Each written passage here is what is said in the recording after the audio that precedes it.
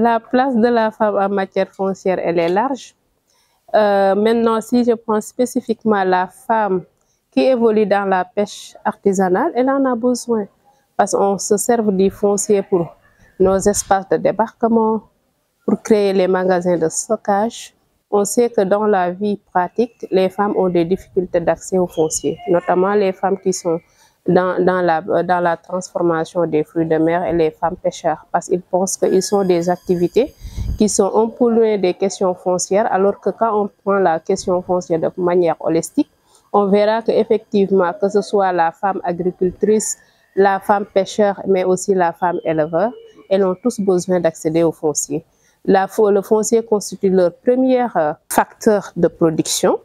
En dehors maintenant de leur activité économique, elles ont aussi besoin du foncier pour notamment l'habitat, mais elles ont aussi besoin du foncier pour même des activités commerciales. Si je revois un peu nos dispositifs en matière de textes réglementaires dans tous les pays, presque dans tous les pays d'Afrique, les femmes ont les mêmes droits que les hommes d'accéder à la propriété foncière. Si je prends l'exemple du Sénégal, il est carrément stipulé dans notre constitution, à travers l'article 15, que les femmes et les hommes ont les mêmes droits d'accès à la propriété foncière.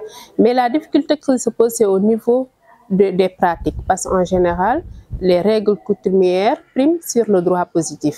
Nos pays se sont engagés, même au niveau international, pour signer des accords et des conventions qui reconnaissent des droits d'accès des femmes à la propriété foncière.